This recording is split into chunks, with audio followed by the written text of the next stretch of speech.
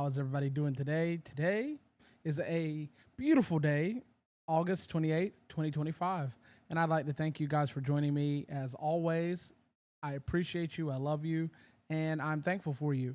I'm not going to show anything of this particular person or even give names. Pretty sure you guys have already heard about it with the tragedy that took place with this depraved individual, which will go unnamed. I will never utter an evil individual's name. They've gone out of their way to take lives. They planned it. They plotted it. And all I'm asking you guys to do right now at this very present moment is to make sure you keep those people in prayer. And as such, I will open this episode a little bit differently than I normally do, and I'll open it in prayer.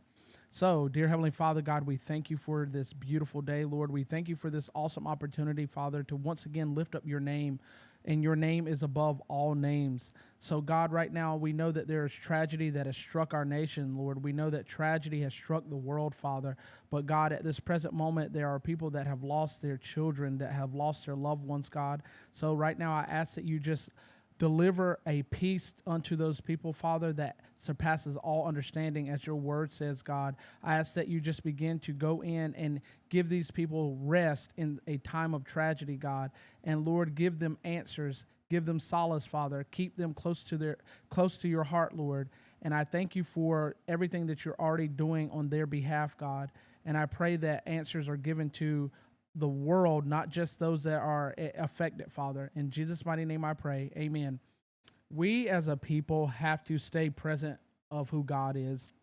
And this show is very political. This news is very news-driven. This show is very conspiratorial sometimes, but this show is very realistic, and we have to be grounded in reality. And the reality of life is that we live in a fallen world where anything can happen at any given time because the enemy is seeking whom he may destroy, as the word of God says. So I ask, whether you believe in God or not, say a prayer for these people, and hopefully you come to know the Lord, because he is amazing, and without him you can do nothing. Even if you don't believe he's real, he believes you're real.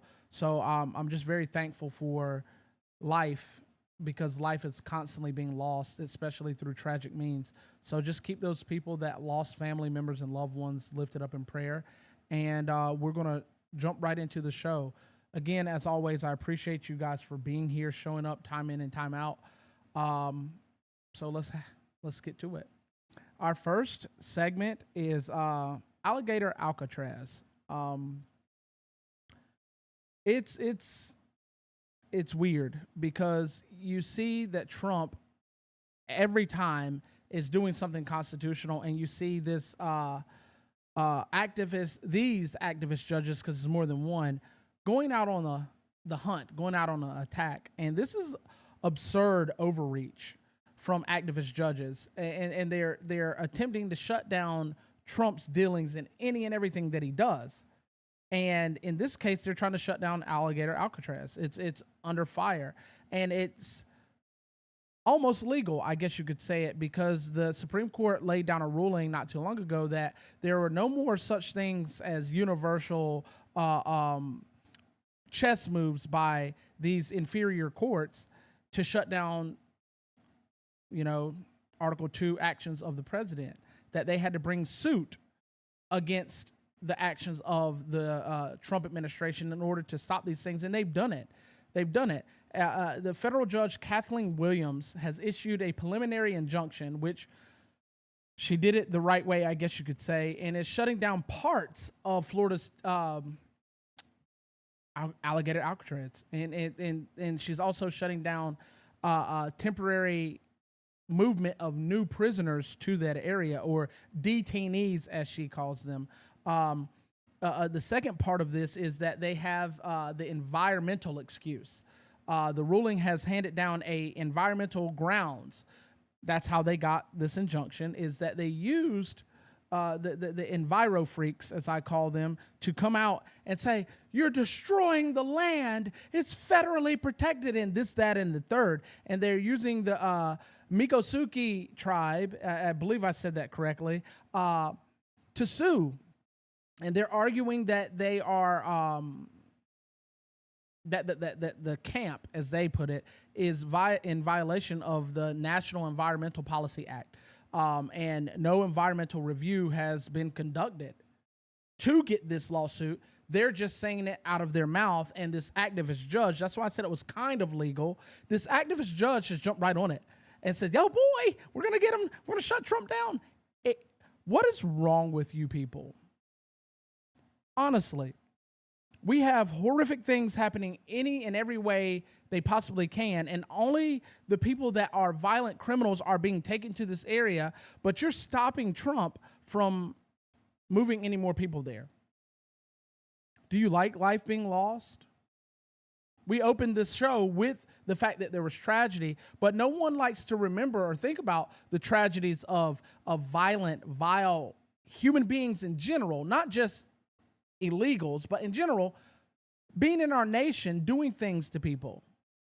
A 12-year-old was assaulted by 4 illegals. And I talked about last week where this gentleman that was driving this 18-wheeler and cost the life of 3 people, a man and 2 women, 37-year-old woman, 30-year-old man, and a 54-year-old man. Names not released yet, but their lives are extinguished. They get no judge, they get no jury, just execution. And these activist judges are out here pandering in every way, shape, and form to keep these vile creatures in our land.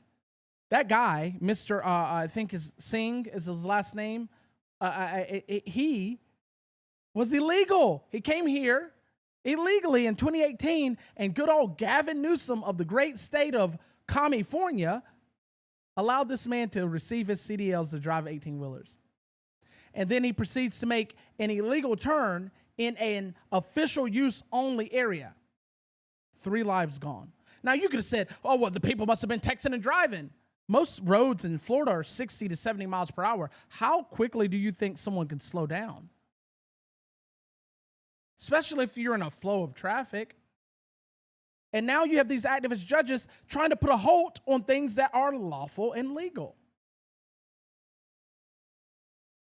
So DeSantis and Trump built it for a reason. The camp was erected very quickly with emergency powers by the governor of Florida. And Trump supported it and put money into it, and he addressed the real crisis that was going on. We always think of the southern border as the biggest issue, but Florida has its own issues with the waters between them and Cuba, where they filter in tons of drugs and substances that take people's lives. Tons. Man, I talk to my friends that work with the Coast Guard, and they send me pictures from time to time of all of the busts that they get. Enough drugs to take out the eastern seaboard. But no, it's okay. We don't want to be able to detain these people or put these people in holding until we can get them out of our country. No, don't do that. You're building and tearing down this facility, and it wasn't cheap to get it to where it is. So they built it, and now you're tearing it down. The estimates could cost Florida taxpayers somewhere around $15 to $20 million just to tear it down, and just as much to rebuild it. Why? And you know how America is with their Native Americans. You find this Native American group who doesn't even sound like a real tribe, although there are about 650 to 655 tribes in the United States, to be activists to put a stop to this. Where was this Masico tribe before, when Trump got up on the national stage and says, we're building this? Where were you? Where was the tribes when they said they were going to build the place out off of the shores of California? Where were you at? What is going on? Activism is what's going on. And lives are going to get extinguished because of behaviors of activist judges trying to save the voters. The real losers here are everyday Americans paying the bills and citizens left exposed to a flawed law enforcement. A real example of how overregulated systems let us all fall through the cracks. The system is broken. It is broken. And I didn't prepare the video for this, but impromptu as it may be, I have a friend who almost lost his life because of the system. A man named Wesley Hodge was freed from prison 10 years in advance of his 30-year life sentencing for trafficking drugs. And whilst on a suspended license, caused an accident that could have ended my friend's life. A father of three beautiful little girls, father of three, built his home by his hands because he's a contractor, and he's in danger of losing that and is not able to take care of his kids like he's supposed to, no money, no income. And this is not a pity party, but it's a failed system. Had Barack Obama not let this creature of the night out, Kevin would be fine. Had Barack Obama not done this creature with new information that was just exposed to me today, wouldn't have been peddling drugs still. That's why he fled, caused an accident, saw how Kevin looked, and left. And left.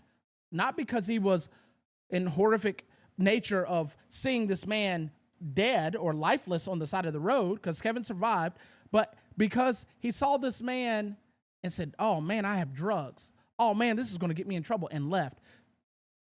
You know, new news, my man might have done this a second time, or first time. This would be the second time. The system fails us day in and day out, and we continue to let it fail us. If you got a problem, fix the problem. Don't litigate into oblivion. That's what's happening here with this situation. They're trying to push Trump's efforts so far into litigation that he cannot do anything else. It's disgusting. Stop allowing these activist judges to be put into power. The fact that we don't get any choice in our judges in the first place is crazy to me. They don't need to be appointed. They need to be voted in so we can vote them out. Get these judges up here collecting money, rubbing elbows, letting pedophiles and disgusting creatures of the night roam free, while people like us lose our lives to the fact that these systems put a hard hand on us. Oh, you were speeding? $500 ticket. But that man just killed his wife and kids. And that woman's been complaining about this for months, and you didn't send cops over there. But you're going to get those speeding tickets, aren't you? Got to fill that quota. It's a broken system. It's a broken system. And as a broken system, we have people like this. John Bolton, the former national security advisor to President Trump. The FBI showed up to his house and office, and they raided the heck out of it. Through the eyes of common sense, this is a conservative value movement and a little healthy skepticism from me. But what happened was on August 22nd, 2025, the FBI raided the former security John Bolton's home in Bethesda, Maryland, and in Washington, D.C., his office, as a part of the investigation into possible mishandling of classified information. The warrant appears to be tied to a probe that was paused under the Biden administration and later revived under the FBI Director Kash Patel. And everybody likes to call Mr. Kash Patel a Trump loyalist. Kash Patel is a man that loves justice. He don't care whether you're right, left, upside down, ABBA, start. He just wants to have justice. And you can't get justice if you're constantly covering it up. And they're looking into this, you know, about this man's memoirs, because this man was writing books with super details. So his controversial 2020 book, or memoirs as they call it, The Room Where It Happened, raised eyebrows back then, claiming that it included classified details. But officials say the raid has nothing to do with the book. Still, it's hard to, ignore the timing, and it feels like politics leaking into law enforcement. It really does. This isn't just happening in a vacuum. This is the fifth investigation targeting people in Kash Patel's 2023 moves or from named by Cash Patel in 2023. My apologies, because he's been in FBI for a while. But overall, I think it's about time that people get picked up and taken out to pasture. Because and this might be a little bit harsh and brash to say, but if we start publicly executing these people for treason will stop. If we start publicly executing these people for trying to overturn elections and do all these other weird things, this includes Trump. I don't believe he tried to overturn the 2020 election. I think he was in his rights to do so legally and lawfully, which they proved that he did. But Hillary Clinton did it. She raised hell. I think if we start putting these people in the positions that they hold and the repercussions that come along with those positions, they will stop doing the crap that they're doing. They are mishandling the people of the United States. They're moving us around like chess pieces for their own ill-gotten gain. And we're the ones that are left to suffer. John Bolton is using intimate information to write books to make millions, because it doesn't look bad if you're doing it that way. But bro, it's leaked information. It's classified information that only you and those that were in the inside were privy to. And John Bolton, by no means, shape, form, or fashion, is a Trump loyalist or Trump friend. The rule of law matters. If there's no evidence of wrongdoing, they got to let him go. But I would follow this to the nth degree, like they did with Trump. The documents case, the impeachments, the collusion, the rape of E. Jean Carroll, which still kind of sort of didn't prove that. You just said some words and wrote it down on a piece of paper and said it was it, but yeah, there was no evidence of wrongdoing. The Stormy Daniels, the 34 felonies, which is copy-paste, it's all the same thing. You guys wasted taxpayer money for that. How about we do that with Comey, with John Bolton, with Bill Barr, with Hillary Clinton, with all of these miscreants? Because you screamed Russia, Russia, Russia when Russia wasn't even involved. Well, they weren't involved on Trump's side. They were definitely involved on Hillary Clinton's side. There was some fraud found there on her side of things back then. Why? Because Russia doesn't want a strong president. Russia doesn't want an unpredictable president. Trump is highly unpredictable. And I'm not glazing the man because I don't really care for him like that, but he is doing a good job. As long as he stays America first, that is. But when they were talking about Kamala Harris running for office, yeah, that Kamala Harris, the Russians were excited for that. They wanted her to win. Why? Because she's weak. She's a pushover. She's a reed in the wind. There's no strength there behind her. And she just would have been a puppet with a hand up her butt. So what are we talking about? Let's get real. Let's get truthful. Bring back public execution. I am so here for a public execution. That would be absolutely, positively fantastic. In every way, shape, and form. It would stop a lot of the crap. It really would. But in other news, Canada reneges. Now, if you've ever played spades, you know what reneging is. Canada's a bunch of reniggers.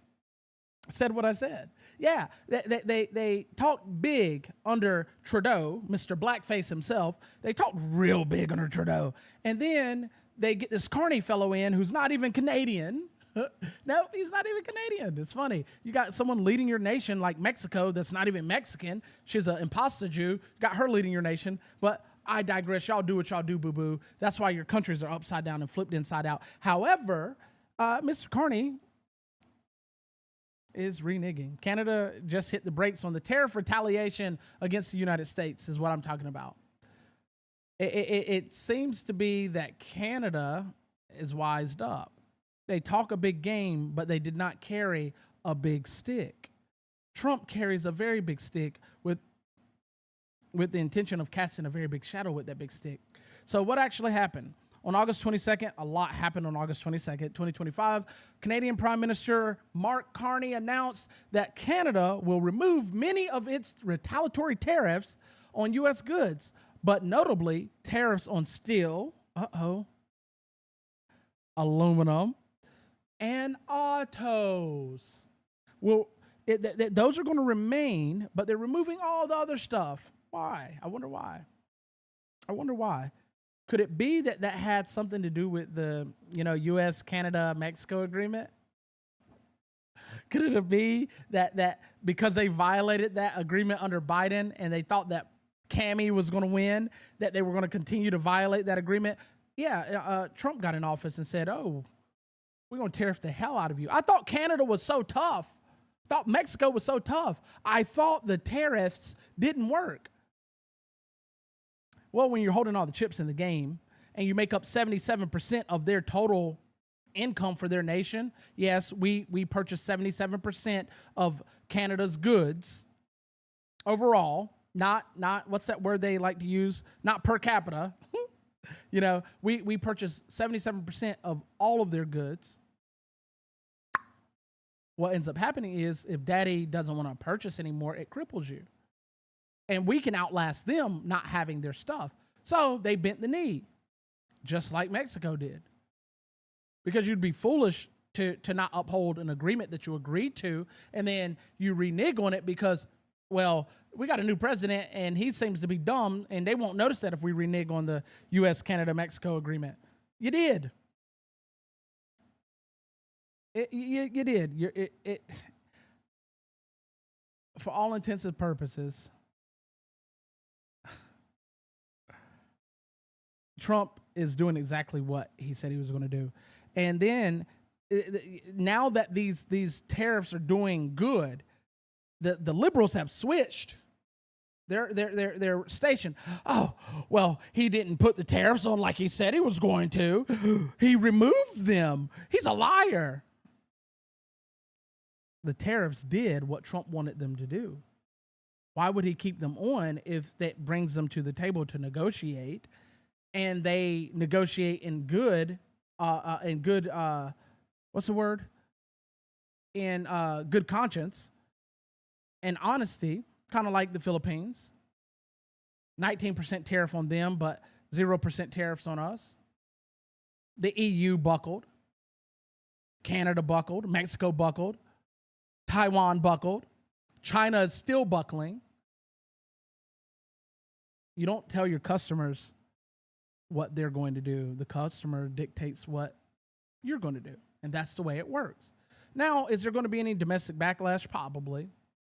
The opposition is already calling him too conciliatory, politically vulnerable, is what they're saying. That he pivoted too quickly on national policy. He should have stayed firm. No, Mark Carney did exactly what he needed to do because it was going to crush him. Conservative values hold firm. They're strong. They require smart leadership. Trump is out here playing 7D chess, and you guys are over here playing checkers, wondering why you're losing. Oh, Trump made bad moves. Yeah. I'll sacrifice my queen, but guess what? Your king's in check with this pawn, and you can't move because my rook is right in the place you can move. This is how this works. This is how this works. You're trapped. And this is why America's doing so much better. You don't see it yet because some things take time and you're impatient. Impatient people make mistakes. Trump has made a lot of mistakes in his first term, but he learned. He learned, and now it seems like he's cruising through a championship. But I do have bad news. This is quite, as you can tell by the name and the graphic that you see, this is quite bad news. And I've been saying this for weeks now, but before it was just so many Chinese individuals in our nation, whether it be in the colleges or in our own military, giving up secrets. Back to the CCP. Well, one of our own. Hold on to your naval hats, because it was in the Navy where this took place. But a U.S. Navy sailor aboard the USS Exus, say that 10 times fast, just got convicted of spying for China. You took an oath to the Constitution of the United States, and you got hit with spying, espionage for another nation. Remember how I said we should bring back public execution? He should be the first. And then we move on to all these other political actors. Bet you stop doing it then. Yeah. So for what exactly did he spy for them for? For $12,000. Now, if that doesn't put a sour taste in your mouth and burn your butthole like hot sauce, that's crazy to me. You spied. You gave up secrets for $12,000. Come with me on a reminiscent trip of 1941, Pearl Harbor, December. Do you know that they found out that someone was doing the same thing back then? Giving ships locations, giving strategic areas on bases locations. And had it got to go through and America didn't have the military might and prowess that it had, we probably would have lost more soldiers on our own land. $12,000. So what actually happened August 20th, 2025, a federal jury found Petty Officer Jinchao Patrick Wei. Yes, he was not American, but they called him Patrick. You know, you ever make those calls and you get the Punjabi and he's like, I am here to help you today. My name is Craig. No, your name is not Craig, Mr. Rajan Singh. That is not your name. It's not Craig. You just do that to sound more American. He was a 25-year-old machinist mate stationed on the naval base in San Diego. They found him guilty on all 6 charges, including espionage, conspiracy, and export violations. According to the information, Wei allegedly shared classified data, photos, videos, and technical manuals, weapon systems info, and ship movement details with a Chinese intelligence officer he met by way of social media. How hard are you up for money that you sell out your brothers and sisters in arms for $12,000? $12,000. Are we kidding? What? You could have robbed a bank for more than $12,000 and got less time. I hope they throw you in the brig and you rot. You disgusting, filthy human being. A tiny payout for a massive betrayal. Trump changed in defense spending. He compromised national security, and this continues to happen. If they are from China, kick them out of our military. Don't let them in our military. And I have another story near the end of this podcast segment where Trump is doing stupid stuff too. So don't think I'm one-sided. Trump is going to get some smoke in this one. I'll give him his flowers, but he's going to get that smoke. And everybody wants smoke until they breathe in mine, but I keep it real because you need reality. We've lived in fantasy land for the past 15 years. It's time to live in morality or reality. So there should be zero tolerance for traitors. Again, I say personally, publicly execute them. Don't give them the maximum sentence should be public execution in front of your mammy, your pappy, your grandmammy, your grandpappy, your auntie, your uncle, your cousins, your nieces, your nephews, your girlfriend, your wife, your husband, whomever. Publicly execute them. Have that pay-per-view because we're capitalists, right? Make it pay-per-view. Cook them publicly. And then the crap stops. The root cause of this is it meets hard consequences, but not hard enough. And it should go out to say, yes, we need to meet our recruitment goals in our military, but we need more so true vetting. In my personal opinion, I believe wholeheartedly we shouldn't let anyone in our nation into our nation's military that wasn't born here. Because they don't carry the values of a true American citizen. I would say up to at least 3 generations. That way you can at least root out the BS and the people can become Americanized, as it were. Then we might be able to stop all the crap that's going on. And these people aren't even doing it anymore to claim citizenship. They're just doing it to just share secrets. It's disgusting. Absolutely disgusting. We're losing people left and right for what? For what? Imagine all the lives this could have lost, and still could. In other news, before I go off on another tangent on that, we have Christians everywhere. Christianity is everywhere.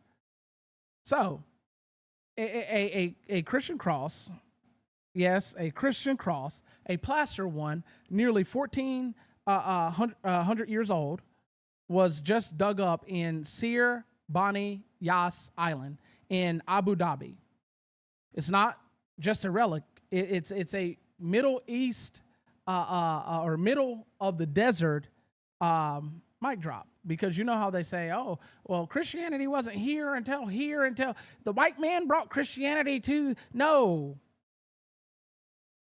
What? Let's unpack how this small artifact delivers big common sense in history.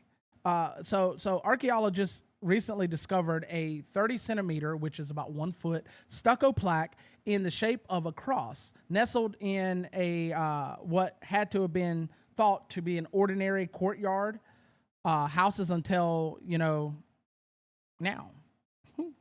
that they were excavating in that area I mentioned. I probably butchered Sir Bani Yas Island in 92. The find finally proves that the structures were part of a Christian monastery in the 7th and 8th century AD. When was Catholicism founded? I'm asking you guys, when was Catholicism founded? I stay on the Catholic side, but, I got to speak truth. When was it founded?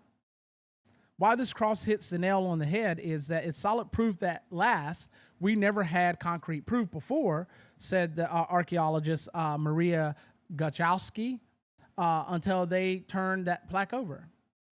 It built for monks, those courtyard houses, that's where they were built for. They were likely cells where senior monks lived in. And they were in solitude, gathered together for worship.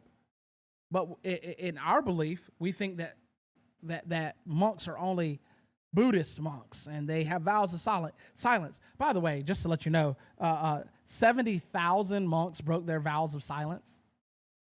Yeah. To say that Trump needs a Nobel Peace Prize.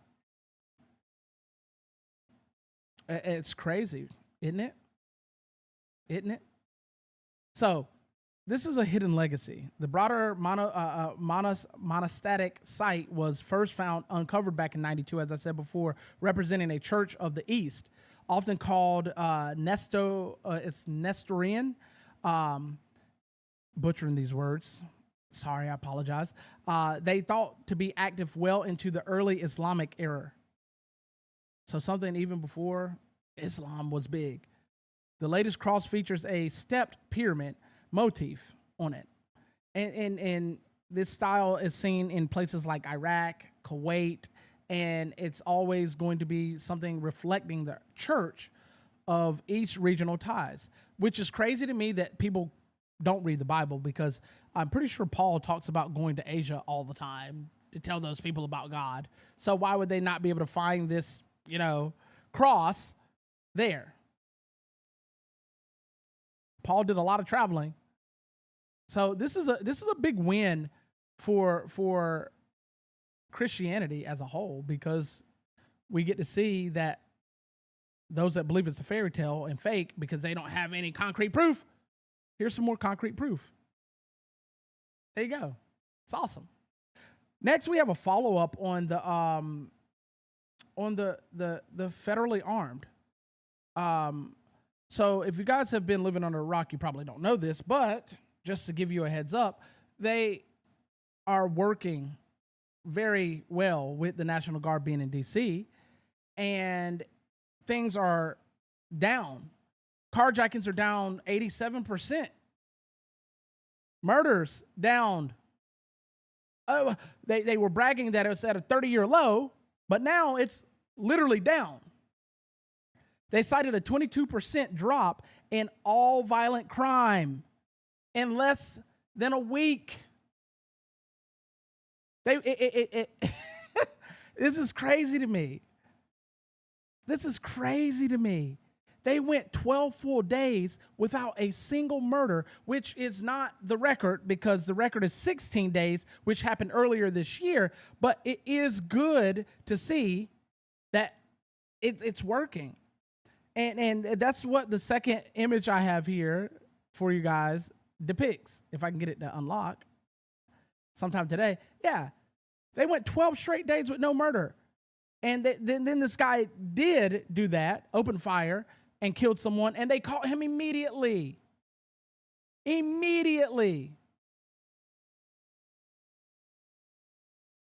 Not as rare as they claimed, yet somehow, some way, it's working. Whilst they had a 16-day stint with no murder before as a record and only 12 now, all the other crimes are down. They bragged about a 30-year low. Now you're real low overall because killing is not the only crime that's committed there. Robbery, rape, mugging, assault. All of these things go on there in D.C., and they're all down. Now, everybody wants to push back and be concerned. Oh, martial law. D.C. is federal property. So therefore, the National Guard, when asked of the President of the United States, can come and help areas out that are needed. D.C., federal land, when the president calls upon these people, become federalized members of the United States government. So you have federal operatives acting on federal land. Just because you're a civilian and you choose to live there, don't do the crime. Everybody wants to make it out to be some narrative of he's trying to push for martial law, he's trying to be a dictator. However, common sense says results matter. But so does honesty. If crime has dropped, fine. Results delivered. But if you don't claim credit by stretching facts, and the news did kind of sort of do that with, oh, it's a record. No, it's not a record. 12 days, it's close, but no cigar. But I'm willing to bank that you're going to see more of these stints of multiple weeks without these issues, this murder going on. And why would you not want that? You have J.B. Pritzker Doughboy wanting to push Trump out. We're going to fight you, he says. We're going to fight you to the fullest extent of the law. Chicago, specifically, south side of Chicago, is extraordinarily dangerous. Extraordinarily dangerous. And I know they say, oh, crime is not as bad as other places. Why are you making a comparison? When you have people in your city complaining, crying out, saying we need help, we want this to stop, we're tired of these shootings every year. Just last year alone, there were 800 recorded shootings. Now, I'm not even going to get into the other violent crimes because that just makes the number larger. 3,000 plus people died. I think it was 3,742 people died last year in these 800 shootings. But 13,000 plus people overall were injured.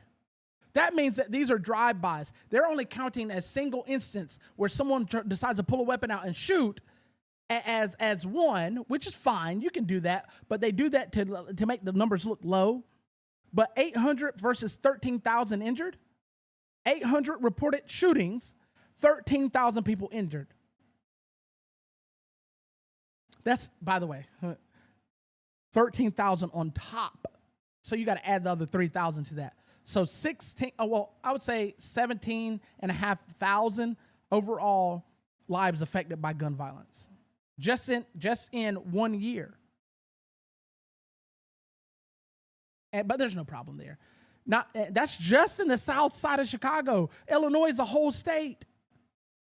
It's a whole state. Just in the south side of Chicago, you have 17,000 people being affected by gun violence alone. That's not counting the muggings. That's not counting the rape. That's not counting the assault. You know, they have those gang initiations where they jump people in and jump people out, have people go out and commit crimes. Yeah, just in the south side of Chicago. But it's okay. Mr. Pritzker, Barry Doughboy, it's Trump, we're going to fight you. You're a little man. Sir, don't you live in Wisconsin? Don't you have 2 homes in Wisconsin? Isn't the governor's mansion that you pull the toilets out of to pay less money in taxes or whatever it is in Chicago? It's in Illinois, the state that you're supposed to be presiding over, you're a public official over, but you live in Wisconsin and you're out here affecting Wisconsin's elections? That's why Wisconsin now has a Democratic Supreme Court, because J.B. Pritzker stuck his fat nose in it. What is really going on? What is really going on? You're more worried about protecting your city when you have your people in that city crying out. And what's crazier still is this is seeping out of the city and moving into the more rural parts of Illinois and into Indiana, its sister state. It's moving over there too. All these people are leaving the area because it's bad, but the people that are leaving are bad people. What? Absolutely crazy. Absolutely crazy. Keep your crime in one place or allow Trump to send in the National Guard to fix it. You're a bad governor if you don't want this fixed. You're disgusting. In our next segment, this one is kind of near and dear to my heart, but it also hurts me a little bit. Star-Spangled Burning.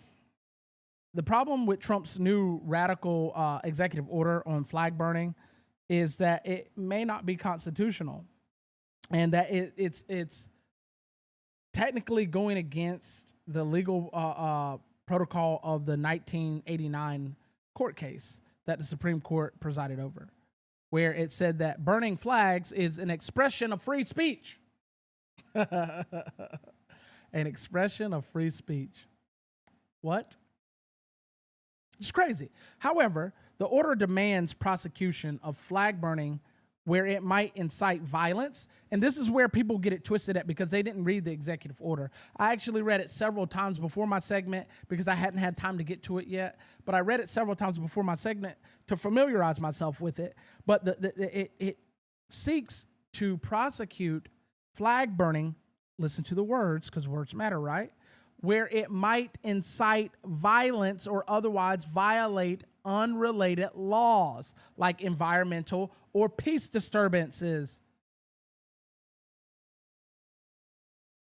It is not a direct infringement upon your ability to free speech and burn flags. It's not. You still get to do that as long as you purchase the flag and as long as you're not doing it in a public area where others could be harmed from it or violence may be incited. Could you imagine? Could you have jolly good gingivitis, or jolly good ginger for those that follow the loser, out here in Washington, D.C. doing a sit-in? He's hosting a sit-in where he's raised over $100,000 on his GoFundMe. By the way, they're not actually doing exactly what they say they are doing, and that is a violation of GoFundMe's terms of service. So you should go report it and have that GoFundMe taken down so they lose all that money. But he found 8 or 10 loser veterans, as I call them, because I don't really believe a combat vet would be doing what they're doing. They wouldn't. Not because they don't believe in what Fat Boy is saying, but because how he's going about it. I believe those people out there that joined him are all non-combatants, and they only joined because he raised $120,000. So they're out to get money. This EO doesn't do what you think it does. It still allows you to do the Texas v. Johnson, where it's free speech. But isn't it sad that other nations burn our flag in protest and a show of inciting fear towards those who are in that area where they burn those flags at? Now, a gentleman was arrested for burning a flag, but dummy, you're doing it in a public area. You can burn a flag in your backyard. You can burn a flag in your front yard. You can burn a flag in your house. You can burn a flag on your boat. You can burn a flag in your car, but you can't go out on public property, like in Washington, D.C., and burn a flag. whether you purchased it or not. One, it's a fire hazard. Well, I had it controlled. No, you don't know that. You don't know that. So, albeit I believe the way Trump is going around this makes it constitutional, I do believe that he's walking a very thin line that he needs to be careful with. But these activists need to sit down and shut up. You didn't protest that much when we went to war. Most of these people, I'm convinced of it. Most of these people are logistics vets. And personally, between you and I, you out there, 11 of you listening right now, I don't think you are a true veteran. You might be veteran in status, but not veteran in arms. Oh, well, the military needs logistics. We can pick a civilian to do your job and probably pay them less. You people are disgusting. Absolutely disgusting. That's all I have to say about that, because I'll go down a tangent and down a road that I don't want to go. So we'll jump right to this one right here. Didn't I say that I need to get on Trump's neck? Trump opens the door to 600,000 Chinese students amid the Beijing trade talks.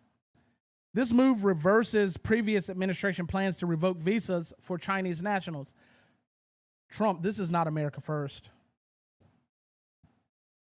It's not America first, and I think you're an idiot for this. I know you are the art of the deal, but this is stupid.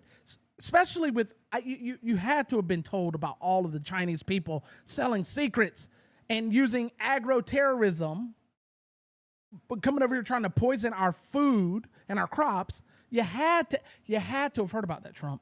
So what is this? Why are you trying to allow 600,000 of these creatures into our nation? On August 25th,